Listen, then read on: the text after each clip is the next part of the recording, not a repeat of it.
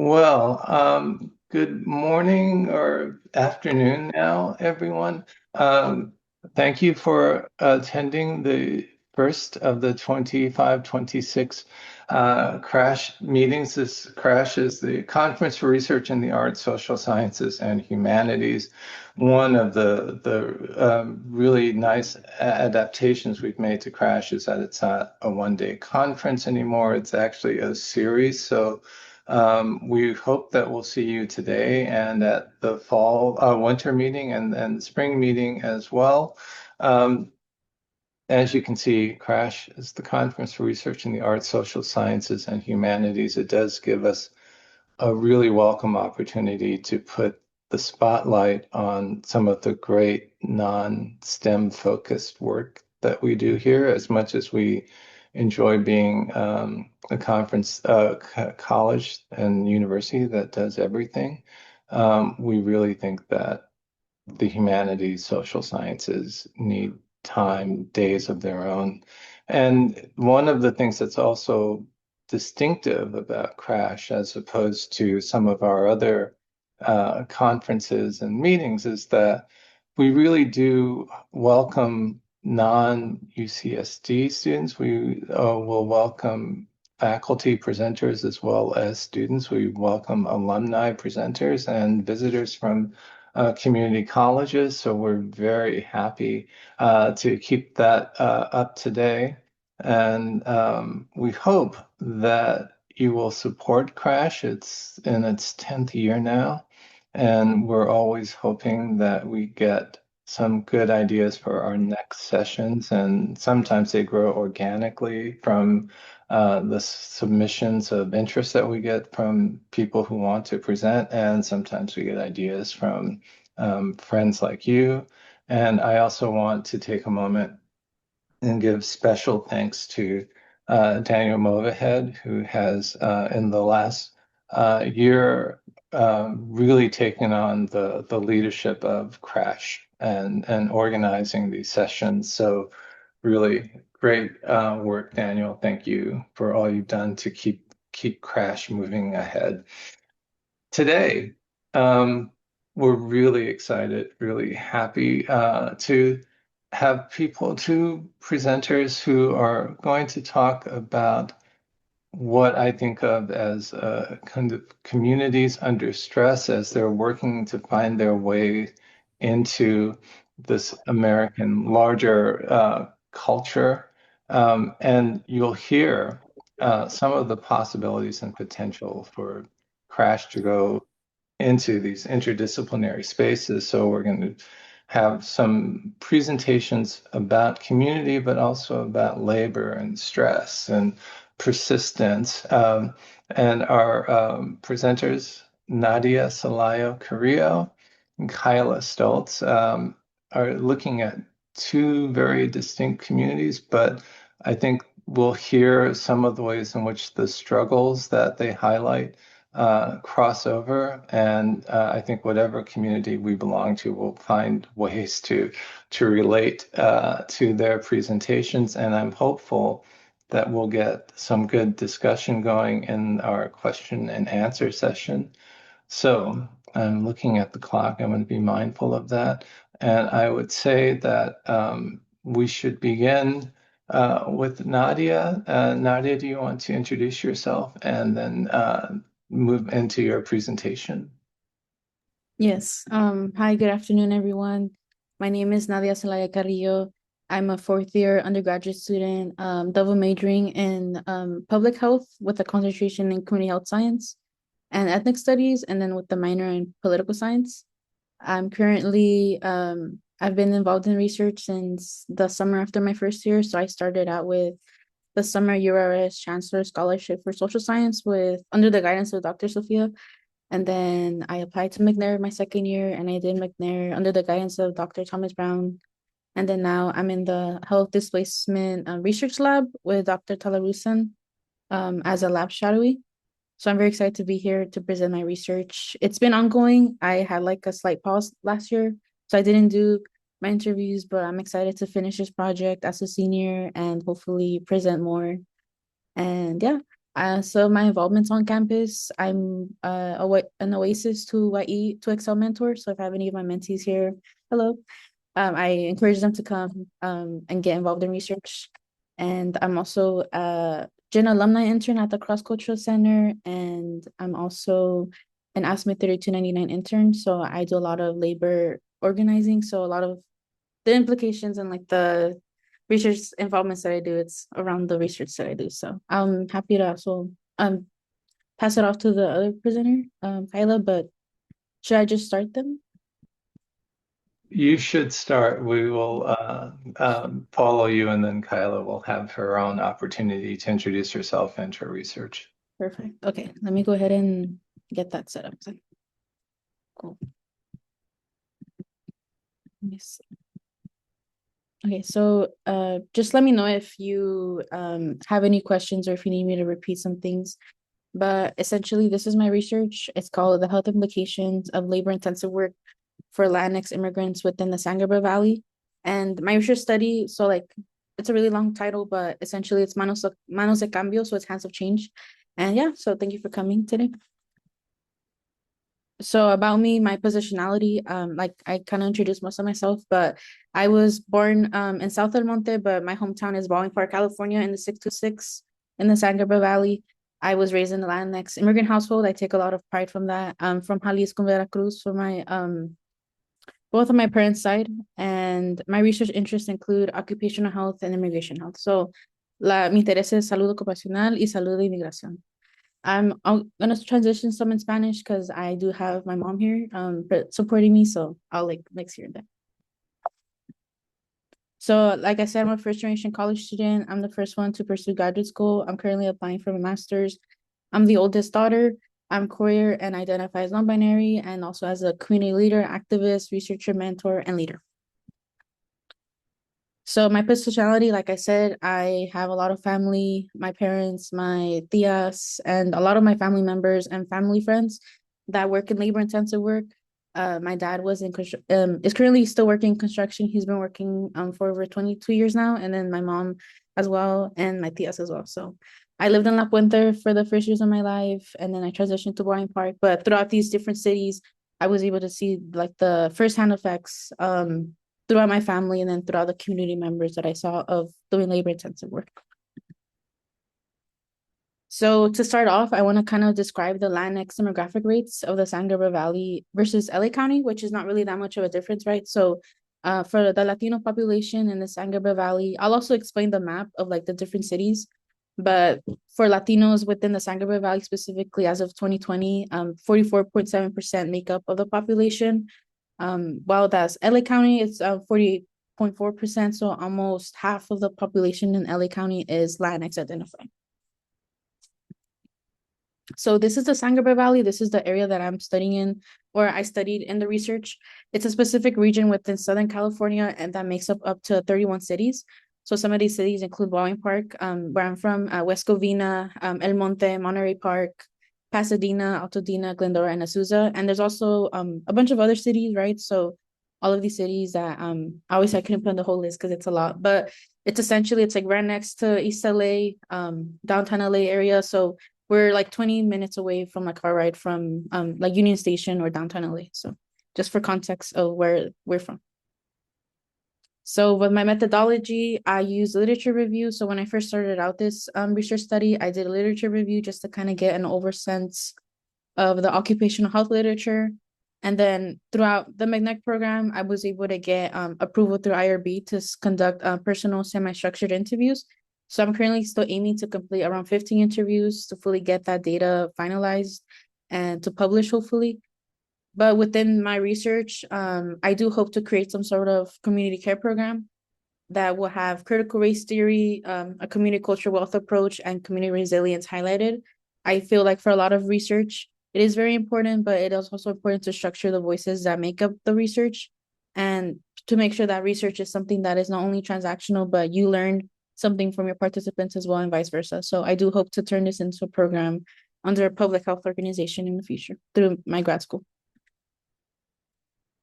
So my background, I started off with searching for labor intensive work SoCal region and systematic racism. So when I was looking for literature that kind of backed up my research, I didn't really see a lot specifically from the San Gabriel Valley, but within the labor intensive work, the literature that they had regarding these keywords was federal protection. So a lot of these workers don't have federal protection rights. So there's also no guarantees if they have something injured within their workplace. And there's also no health promotion going on. So a lot of the workers, not only do they face systematic barriers with language and getting access to health services, but they also don't have any health promotion programs going on. Like they don't know what a heat stroke is.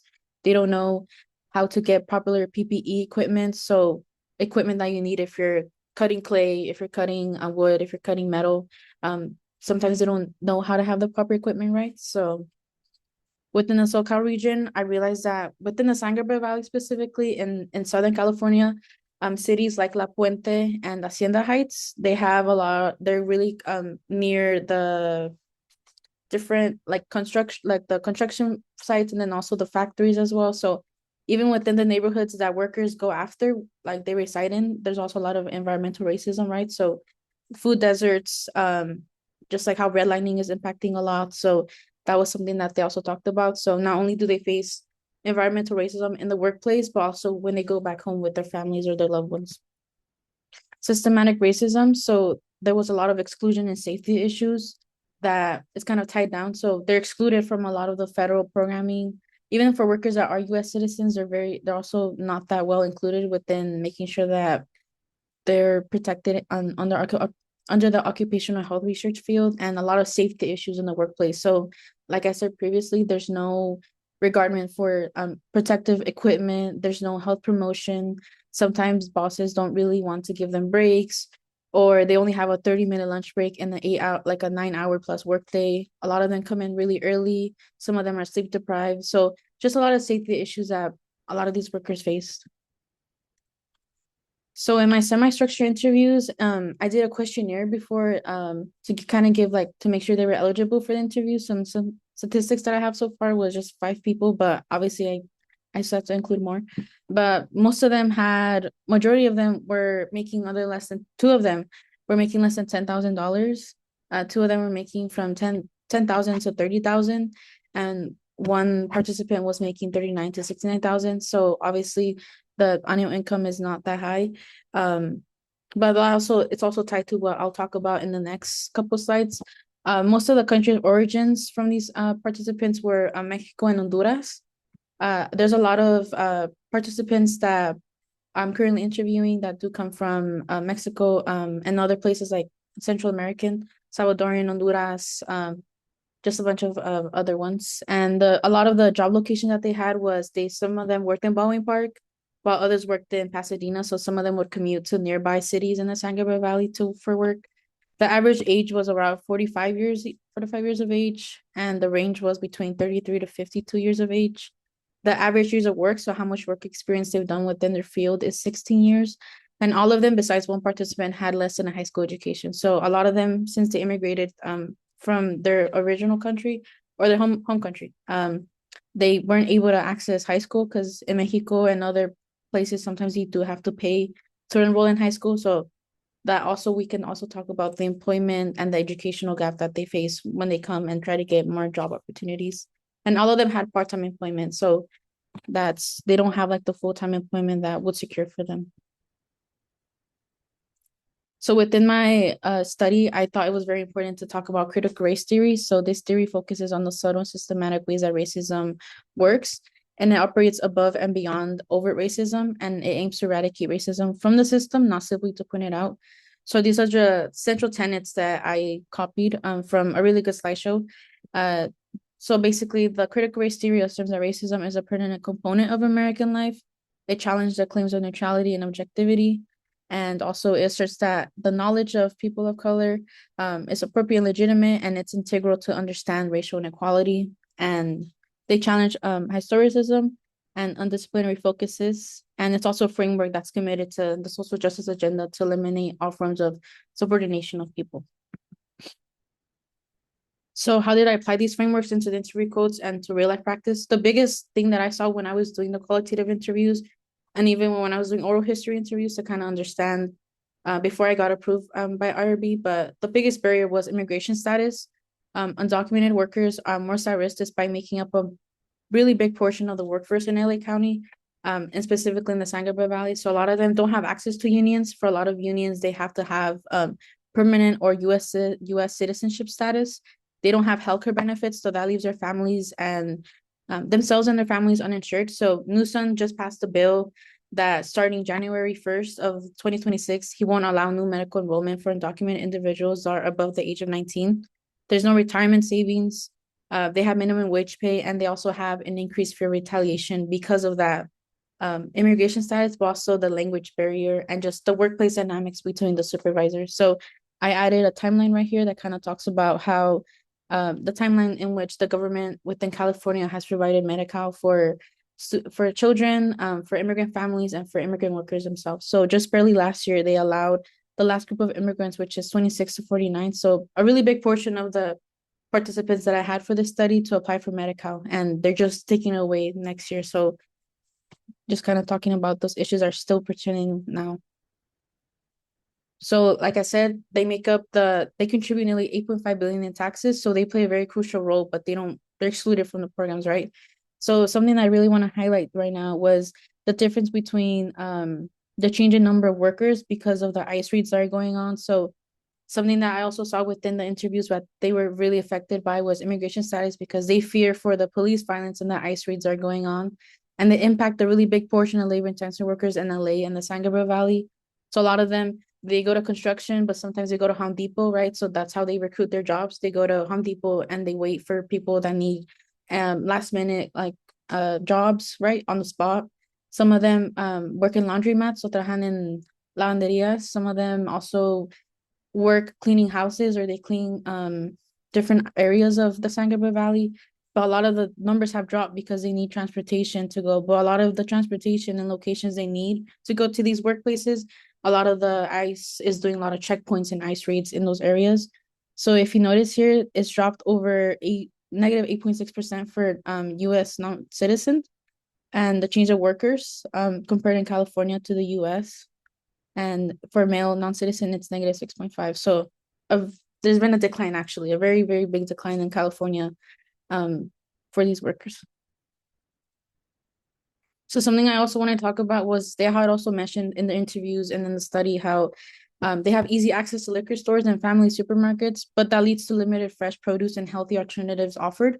So this leads to not really getting access to fresh and healthy produce. There's a lot of food deserts in LA County and the San Gabriel Valley. A lot of the cities like Baldwin Park, West Covina, Duarte, Azusa, La Puente, a lot of them don't have like those really good quality health supermarkets like we have here in La Jolla, like Ralph's or Trader Joe's or just like any other store. And also with SNAP being cut, right? So it was cut November 1st. So just an example of where I'm from, a lot of these cities, they have family markets, but a lot of the family markets, they don't really have a really broad expansion of healthy foods.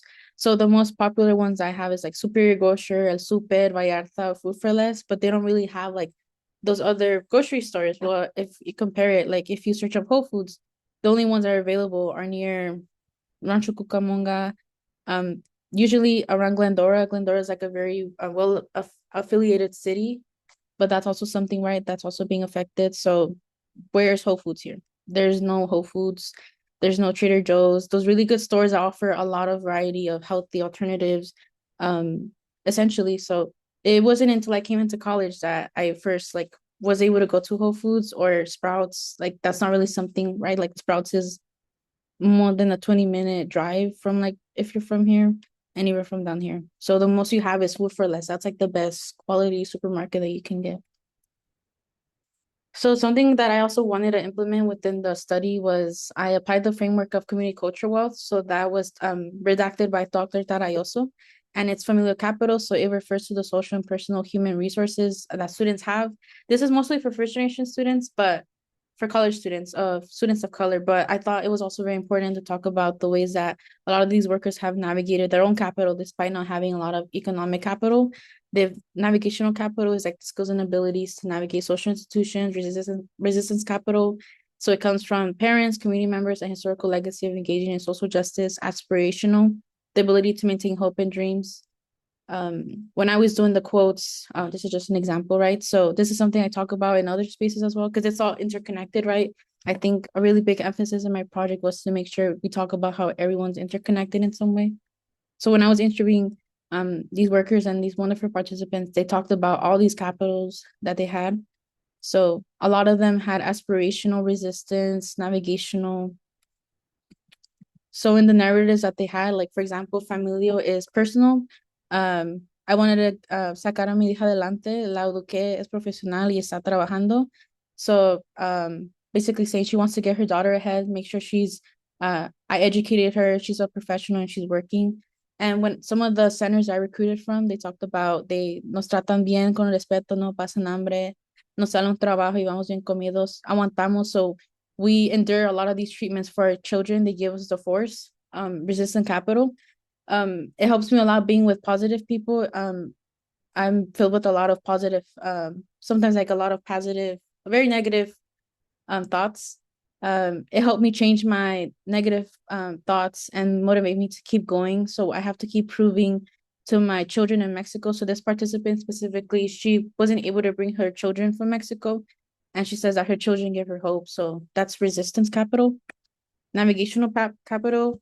Yes, it's very important. I'm talking to my vecinos, so with my neighbors, conversing, asking, getting to know them, forms of a friend, fue una conexión. So this participant talked about the first job that she had when she was getting into the US, and it was through a friend that she was able to get her first job.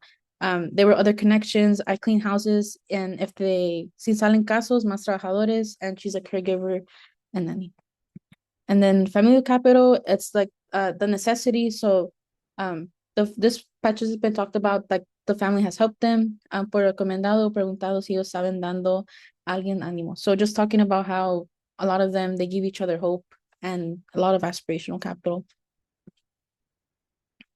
So the main takeaways that I wanted to talk about was we talked about critical race theory, right? So we talked about the different environments that affected the health effects of labor intensive workers. The environment is not only them, it's a lot of the public health research tends to always aim at the individual, but not at the systemic level, right? And then also highlighting the different forms of capital that these workers go through every single day, despite not having a lot of economic capital or success, they have family and they have community that supports them. And that translates into community cultural wealth. I want to end off my presentation with talking about how all struggles are interconnected. I think right now, especially with everything going on, not only in the San Gabriel Valley, but in LA going with ICE raids and also in the world, I think Latinx immigrant workers not having access to unions, healthcare benefits, regular job benefits, they're scrutinized by the American media right now, by the current government that wants to cut them off or does not give them the benefits that they need. And that repeats cycles of systemic oppression.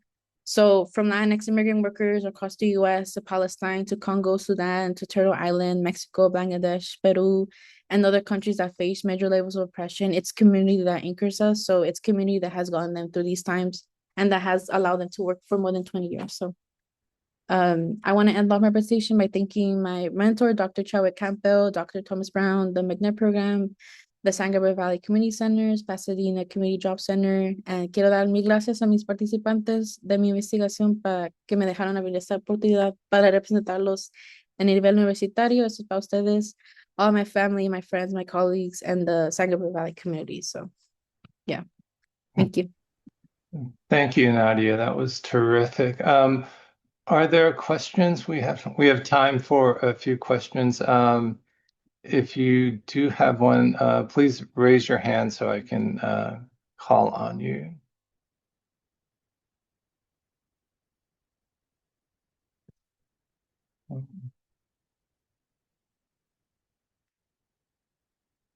I don't see any, but Nadia, I'll start then.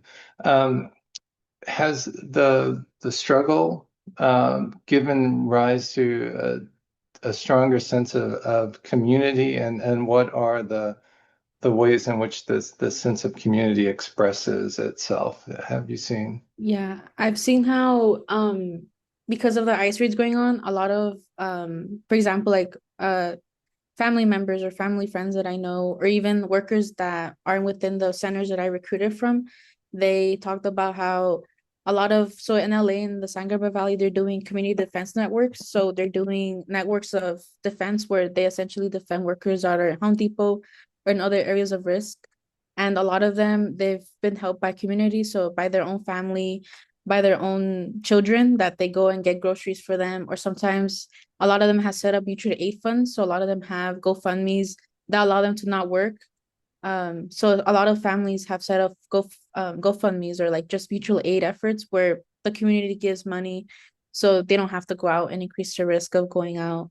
Or if they are going out, I know the center that I recruited from was the Pasadena Community Job Center. They have defense networks for them and they've plugged them into a lot of resources. So that's just ways that the community has taken care of themselves. And also, yeah, because with LA County, they haven't, at least from the public health department or from the government, I haven't seen much efforts. It's been the community that's protected them. So yeah.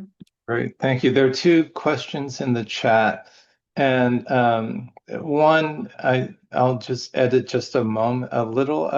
How do you carry your family, friends, and your upbringing with you in mind through these spaces in higher education? And I think that's a terrific question.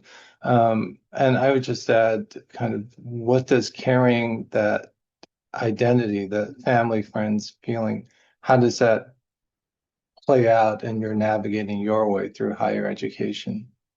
I think it's given me a lot of courage to still be in these systems. And like I think I used to frown upon myself a lot for being like low income or for being a first year student sometimes. Like I remember my first year, but then now that I'm like in my last year, I'm applying to my master's of public health. So I'm going back to Los Angeles to get my master's there and continue my research study and convert it into a community program. So I think like I've navigated my family. So they've carried me. So my way of giving back to my family and giving thanks to them was through this research study.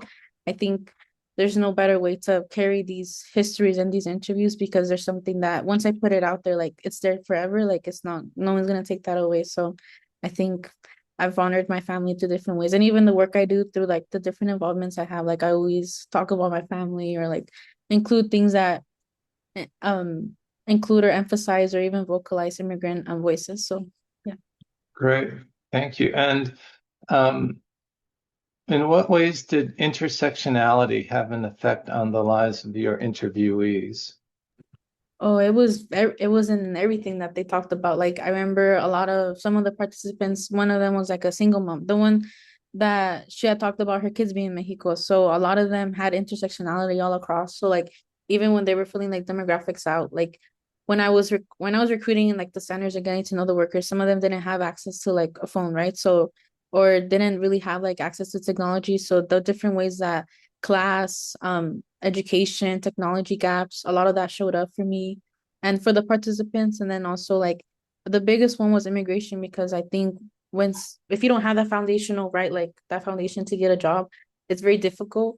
And I think intersectionality also with like the way that the women participants were treated versus the male participants, because even in those workplaces, right, there's still those gender dynamics, those implications, those biases that Latinos or Latinas have against each other. Like sadly within the community, there's still division going on. But I think there's different ways that showed up for me.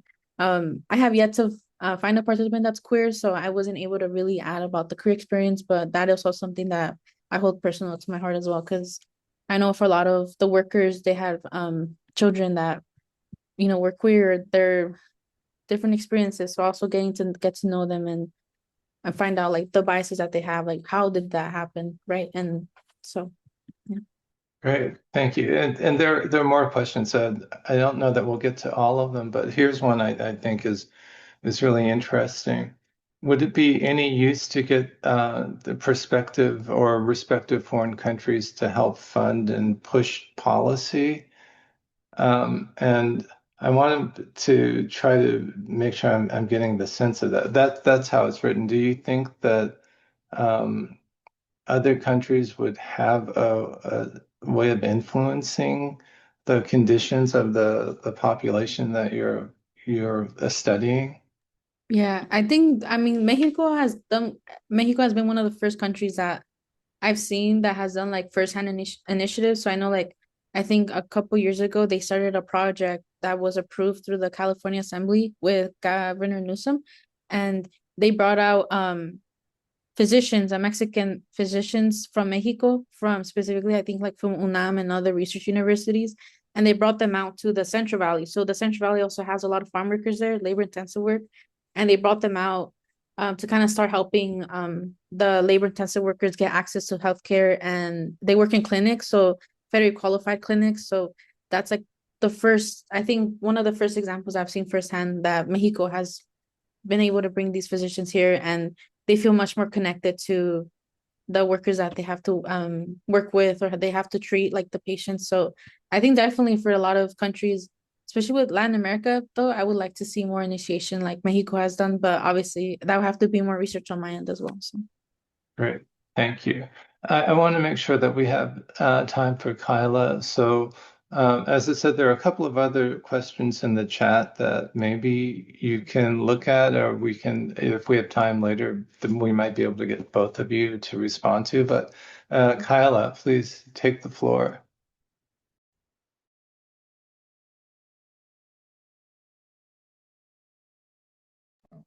All right, thank you so much, Dr. Artis. Before I even get into the presentation, just really want to recognize Nadia's work. That was incredible. But to introduce myself, I'm a history and sociology student at San Diego Mesa College, not UC San Diego. I'm attending a community college just southeast of UCSD, but I am transferring, so maybe I should become a trade-in. So to give you a little background, this is my first ever research project. I had the pleasure of being mentored by Dr. Gloria Kim, who also attended UCSD, who taught our US history from an Asian American perspective course here at Mesa. And technically, I am mixed Asian American. I'm Filipino German. I'm not Vietnamese, but I grew up surrounded by Vietnamese people in Linda Vista, which is one of the communities in San Diego. So initially, I just went into this project with a personal connection. My father was a military brat, and he had actually lived in one of the processing stations for these refugees, and he volunteered his time as a Boy Scout. And so when I heard stories from him about this and his time on Guam, I just started making connections with my actual community in Linda Vista. And the Vietnam War was very taboo to talk about, but it's an experience that affected this entire demographic. So as I went through the history course and just got more and more curious, I learned so much about the refugees, and this is my project for it. So I just want to thank you all for your time today. It is truly a pleasure to be here. I'm beyond excited, especially as a student that doesn't attend UCSD, and I'm thank you for all your ears. But without further ado, let's get into it. All right. Oops. Perfect. Okay. We saved them. The South Vietnamese fleeing impending communist rule, we uplifted them and welcomed them with open arms. Or at least that's how the story is told, right? That we welcomed the huddled masses fleeing communism. Well, what happened beyond the ocean? What did it mean for them when they actually got into the United States? People say we saved them, but is it that simple? What actually happened when they tried to integrate into this new country? In 1975, following the fall of the South Vietnamese capital, Saigon, the US accepted more than 100,000 Vietnamese refugees into the US, framing it as a humanitarian response to an ongoing refugee crisis. But what we're going to find when they actually come into the US is a system that almost seemed uncertain. It wanted them, filled with legal barriers, racial discrimination, and bureaucratic inefficiencies. My name is Kyla, and this is my project, Between Humanitarianism and Hardship, Vietnamese Refugees, and the Realities of US Resettlement. This is my purely qualitative history research project. It goes beyond the headlines, the big, bold saving, and truly immerses in the world of these families. Now, before I begin, I do want to go over my methodology. My methodology consisted of reviewing primary and secondary sources, such as New York Times articles and the We Win Even When We Lose syndrome by Dr. Yenli Espiritu, who's actually a sociology professor at UCSD. So just to give some context, this is with a literature review. I did not use any data at all to conduct this project. And there will be one instance where I reference descriptive statistics, but it's not statistics that have weight in a quantitative study. So it's still entirely qualitative. And one more thing that I do want to mention, while the crux of this research is based on the Vietnamese demographic, there will be one specific instance where I reference other Southeast demographics as well. Which brings me to my thesis.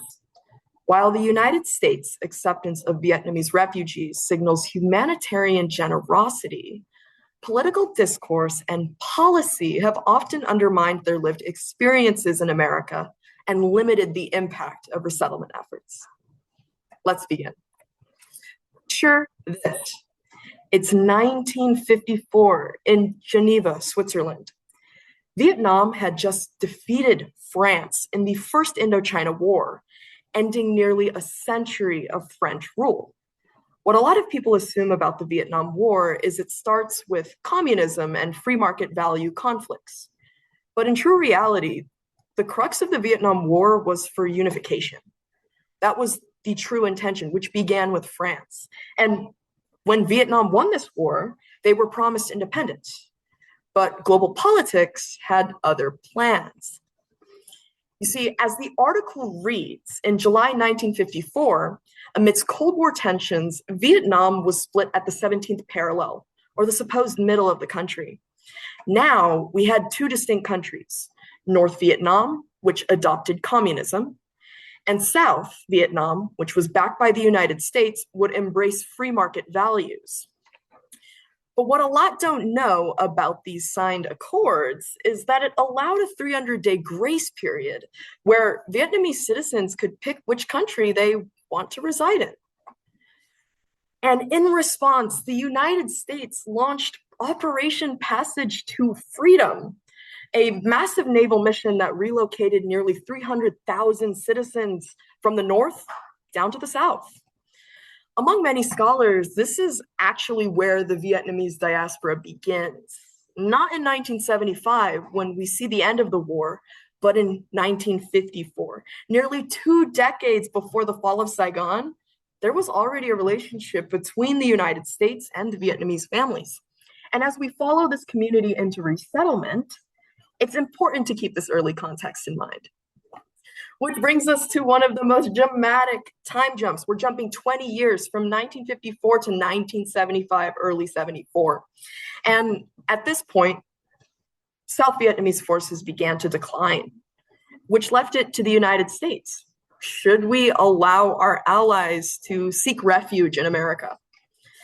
Now, here's a surprising fact. According to a Gallup poll from 1975, 54% of Americans said no. Only 36% accepted supporting refugees, and 10% weren't sure. Public opposition was rooted in fear of communism, of economic strain, and in many cases, race. Dr. Yenli Espiritu wrote that Vietnamese were often seen as, quote, unassimilable aliens or potential communist infiltrators. Even politicians whom loudly supported resettlement questioned it harshly.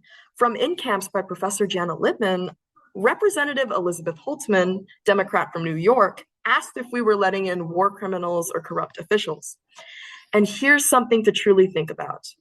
Many Vietnamese weren't even considered refugees. They were often consolidated with immigrant populations. Scholar Ayako Sahara says this blurred language made it easier to ignore their trauma, the trueness of refugee experience, involuntary movement. So even prior to resettlement, refugees are going to brace for a level of discourse, both racial and language within the United States society. But at this point, the US made their decision, and with the signing of Public Law 94-23, or the Indochina Migration and Refugee Assistance Act, the US allowed up to 160 100,000 Vietnamese refugees to enter under a parolee status. But they didn't go straight to the mainland. They actually stopped in Guam under Operation New Life, a massive processing effort that handled over 100,000 of these evacuees. Now, there is one unique feature that I want to touch while we're here, and it's the creation of a refugee camp government. Operation New Life was massive. Everybody, military and civilian, was helping out to assist hundreds of families. And to ease with the support, to ease with the demand, they actually created a refugee government. But unfortunately, for a lot of these refugees, it didn't mean they could civically engage with their trajectories into America. Lieutenant Colonel George Jr. Gonsalves noted that Camp Arode officials enlisted this refugee participation mainly to manage daily operational activities, and they only permitted a small degree of authority for these refugees. And for most of them, they were just doing volunteer work and kind of assisting instead of actually influencing how they would be integrating. And this setup itself set a precedent. It ended up reflecting a trend in larger years, which was limited influence in their trajectories. But they've made it to the mainland. What is next for them? So after arriving in the US, most Vietnamese refugees were sent to one of 4 resettlement camps. Most notably, Camp Pendleton in Southern California processed over 50,000 people of the 100,000 initial wave refugees. From there, they were matched with sponsor families or churches through nonprofits. And they were to live with individuals who agreed to help them adjust to life in America. However, embedded in this sponsorship system was a dispersal policy. At the time, there was a big fear of ethnic enclaves. And so they adopted this policy to disperse refugees methodically across all 50 states, rural, urban, suburban alike. And while this may have been intended to promote assimilation, many scholars say this prevented community building and left families isolated in unfamiliar environments with little support and having endured war. It made it difficult for refugees to maintain their traditions, access culturally relevant services or food, and find solidarity with others who shared these experiences. As a result, this phase of resettlement is marked with the dislocation from Vietnam and a slight fragmentation within their new. But even after reaching the United States, Vietnamese refugees faced structural barriers that severely limited their economic and professional opportunities. Legally, as mentioned, most early arrivals were admitted as parolees. This is not US citizen or permanent resident. It's a legal gray area. You're not a citizen, you're not a resident, and you're not undocumented either.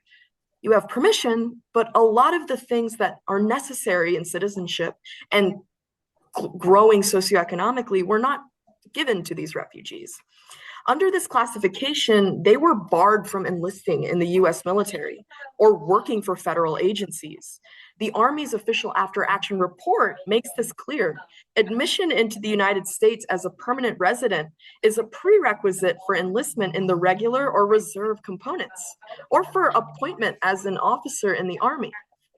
This is going to be one of the most painful things for Vietnamese refugees who served alongside American troops.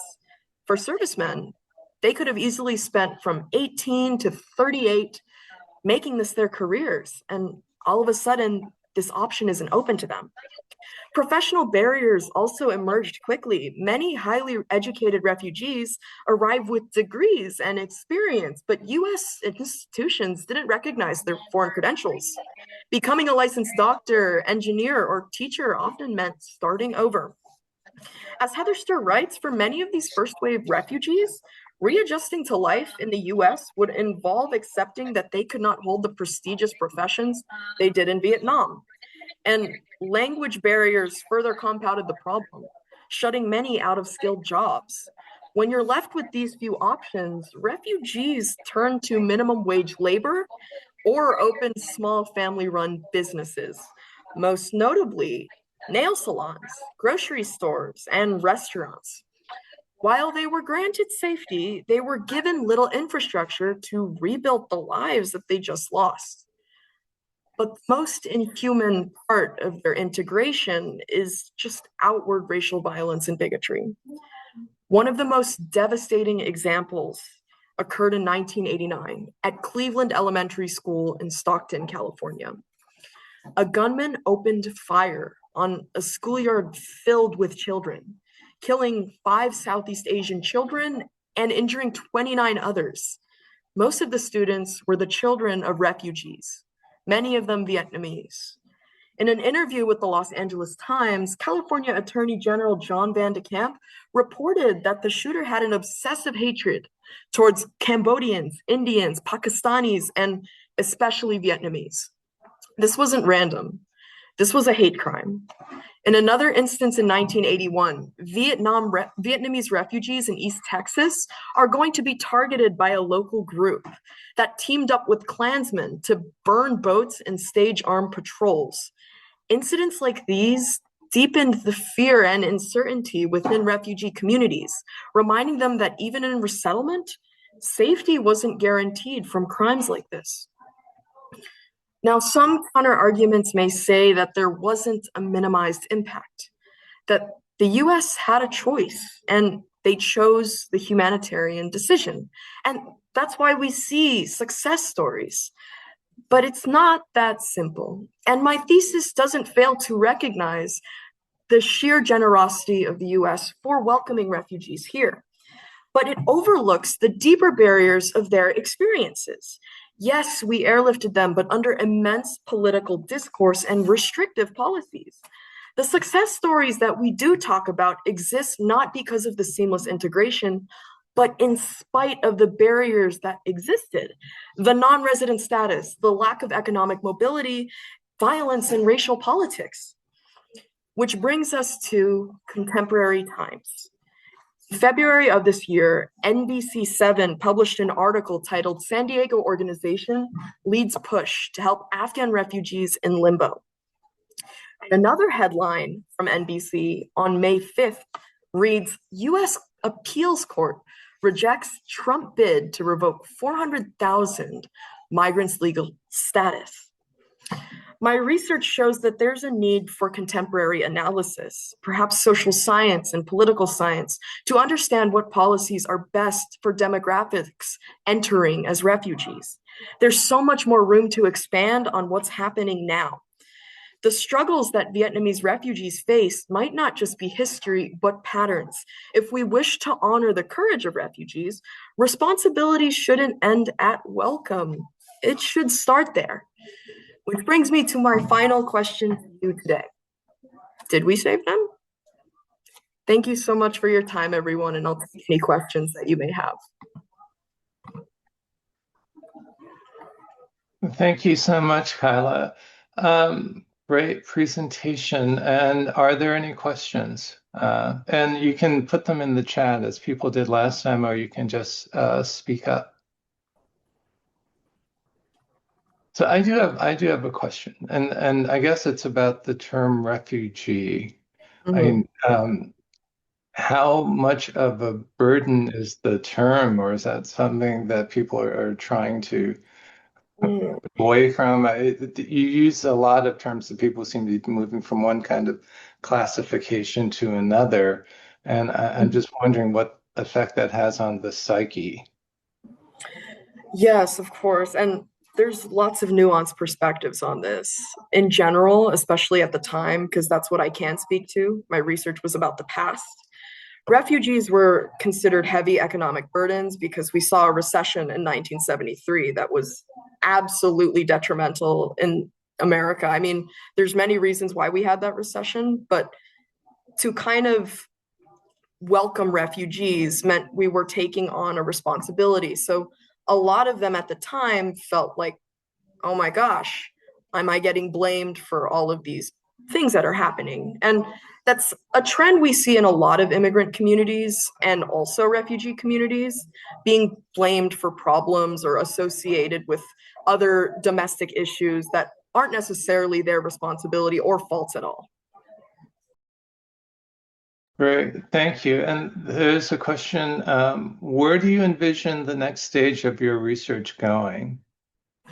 Oh, so I would actually love to do a contemporary analysis on Afghan refugees. So more 2025, but I would also love to submit this at some point for publication when it's ready. Great, thank you. And was there an eye-opening moment like that made you want to do research on this topic? Was there something that stood out and made you think, oh, yeah, this is it? Oh my gosh. Uh, I grew up around a lot of Vietnamese Americans in my community. And again, I feel like that eye-opening moment, even though my research started to learn more, I don't know if I truly mentioned this in the beginning, but my father had volunteered during Operation New Life. And I first wanted to just be closer to him, but the eye-opening moment was being able to draw it to my friends, draw it to the people around me, and realize there's a bigger, not just historical, but sociological thing going on. Like this experience, this event affected so many people, and I was learning so much about them and their families just through it. So definitely that, just making the connection to my community. Great. I just want to say to you and Nadia, if you haven't had a chance to look at the chat, you'll see how well received both of your presentations were. They're both just excellent. Um, Again, back to these classifications. Is there some concern that having some status that's short of citizen or permanent resident is not really absolutely permanent? I know that we've seen some people worried about having temporary protected status or some other kinds of classifications, and now there's some concern that those could be revoked or taken away. Definitely. Uh, Once we ended the conflict in Afghanistan, well, once we retracted in 2021, we actually allowed up to 80,000 Afghan allies to come in as refugees. And that April article that I mentioned in my presentation, it's an attempt to revoke the protections that keep them from being deported. And of course, there's a lot of legal nuance and legal barriers specifically within parolee status, which is what I know, but they might not be eligible for work visas. It's a status that's intended to be temporary.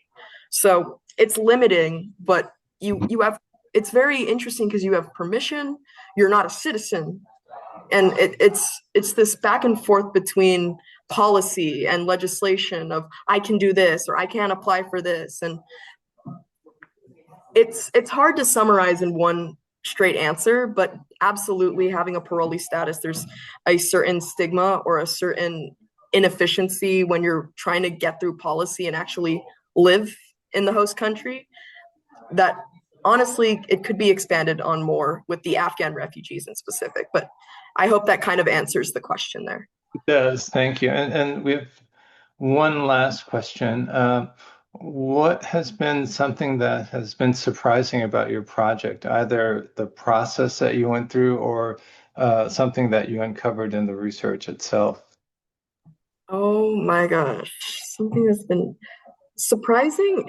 Since this was my first project, I had this skewed perception of what research was. So truly one of the most surprising things was realizing that anybody can do this. And that was really impactful for me because I'm a community college student and there's a lot of stigma with what you can do. And the idea that I could do this, I didn't need to prove or like have some kind of scholarly-esque like foundation behind me. It was really powerful. So that was the first thing. And I learned so many interesting facts that I couldn't summarize in one, but just that anybody can do this. Yeah, Absolutely. that's so inspiring. All right, so it's just about time. I would like to again thank our presenters so much. Just excellent, wonderful spending lunch time with you. And I want to tell everyone here that CRASH is sponsored by the Undergraduate Research Hub. And there will be a winter quarter crash and a spring quarter crash, and you can find out more about when those will occur if you go to our webpage, ugresearch.ucsd.edu, or you can sign up for our newsletter, which you can do on the webpage, and you'll won't miss anything. And please respond to us at the hub if you have questions or comments or want to get involved or make suggestions for the next crash. You can maybe contact, I haven't told him I was going to do this, but contact Daniel Movahed directly with ideas, DMOVAHED@ucsd.edu, or me, DARTIS@ucsd.edu. We'd love to hear from you, get your responses. And thanks again to our terrific speakers, and have a good afternoon, everyone.